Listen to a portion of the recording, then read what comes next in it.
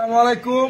আজকে আমরা এক স্যারে ধরেছি। স্যার খুব কষ্ট করে একদম পুলিশের ড্রেস লাগা হুবাহু পুলিশ, বোঝার কোনো কায়দা নাই যে কে আসল পুলিশ কে নকল পুলিশ। এই যে আমাদের এ হলো আসল পুলিশ, এর নকল পুলিশ, কিন্তু কোনো দিক দিয়ে বোঝার কোনো কায়দা নাই।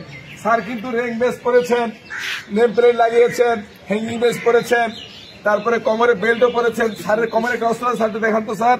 এই যে স্যারের কোমরে একটা অস্ত্র আছে, এই যে স্যার চকচকা অস্ত্র, একদম হুবাহু পুলিশের অস্ত্র মতো অস্ত্র। তো স্যার আজকে চেক করে বসিয়েছিলেন। আপনার কয়জন ছিলেন স্যার? কয়জন ছিলেন? জোরে বলেন। 3 জন। সাব ইন্সপেক্টর কয়জন? 2 জন ছিলেন সাব ইন্সপেক্টর। তাই আপনারা যে দুইটা গাড়ি নিয়ে আসছেন, চেকপোস্ট বসাইছেন, চেকপোস্ট বসে আপনার কারণটা ছিল কি স্যার? কারণটা যেই স্যারে বসাইছে সেই জানে। আপনিও তো র্যাঙ্ক পড়া, আমারে খালি বলছে যে আপনি ব্রেক করে থাকেন। আপনি ব্রেক করে থাকেন। আপনি এর আগে যে স্যার কয়েকটা মামলা ধরা খাইছেন, আমি আপনার মামলা তদন্ত করেছিলাম, আপনি কয়েকটা মামলা খাইছেন এর আগে। আপনি তো এই পুলিশের পোশাক পরে, এই যে আপনি এত পোশাক থাকতে বাংলাদেশে আপনি পুলিশের পোশাক টাইপ করে মানুষকে থামায়া, কারণ এখনো মানুষের পুলিশের প্রতি বিশ্বাস আছে, পুলিশের প্রতি আস্থা আছে, এবং পুলিশ দেখলে মানুষ কিন্তু সিগন্যাল দিয়ে থামে। সেই বিশ্বাসের জায়গাটা আপনি কেন নষ্ট করেন? আপনি যখন একটা খারাপ কাজ করে চলে যাবেন, সমগ্র পুলিশ বাহিনীর বদনামটা হচ্ছে। তো আপনি পুলিশের ড্রেসটা পরেন কেন বারবার? স্যার আমার ভুল হয়ে গেছে। তো ভুল তো এরকম এর আগে বলেন। আর হবে না স্যার। আপনি এর আগে যখন আমি আপনাকে রিমান্ডে এনেছিলাম, তখনও তো আপনি বলেছিলেন আমি ভুল করেছেন। আমার আর ভুল হবে না। এই পোশাক আপনি কবে বানাইছেন? পোশাকটা আমি বানাইনি স্যার। কে বানাইছে?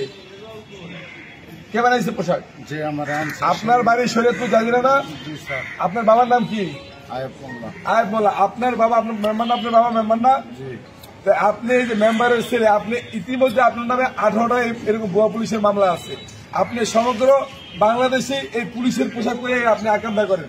আপনি আর কতবার করবেন এই পুলিশের পোশাক পরে বলেন তো? আর একবারও করব না। আপনি গতবার তো আমার কাছে রিমান্ডে ছিলেন, তখন তো বলছেন যে আমি করবো না। আজকে তো যে মোটরসাইকেল সহকারে সবকিছু সঙ্গে আপনি ধরা খাইছেন। তো যাই হোক, আসলে যে কথাটা বলতেছিলাম সেটা হলো যে পুলিশের পোশাক পরে এই খারাপ প্রকৃতির লোকরা সাধারণ মানুষকে টার্গেট করে চেকপোস্ট বসিয়ে তারা টাকা পয়সা হাতিয়ে নিত এবং পুলিশের বদনামটা হতো। তো আজকে হাতে নাতে ধরা পড়েছে এবং 2 জন সাব ইন্সপেক্টর ছিল, ওনারা পুলিশের পোশাক পরা, একজন কনস্টেবল নিয়ে ছিল। তো আপনাকে একজন হাতে নাতে দিতে হয়েছে। তো উনি আসলে অরিজিনাল পুলিশ না, উনি ভুয়া পুলিশ। আপনি কি অরিজিনাল পুলিশ না ভুয়া পুলিশ? আপনি ট্রেনিং করেছেন, এই পোশাকটা একদম পরেছেন সেই পুলিশের মতো, দেখতে একদম পুলিশের মতো। আপনি তো আমার এই যে অফিসাররা আপনাকে স্যার বলেছে, স্যার বলছে না? স্যার বলছে, স্যারটা একটু খুব ভালো লাগে। এখন এই যে আপনি এই যে খারাপ কাজগুলো করেন, এই কাজগুলো যখন আইনে আওতায় আসবেন এবং এই মানুষটাকে আপনার ভালো করে চিনে রাখেন,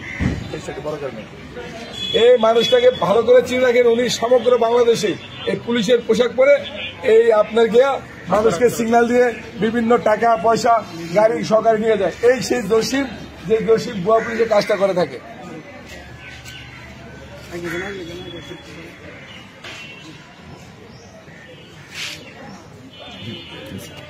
এই যে আমাদের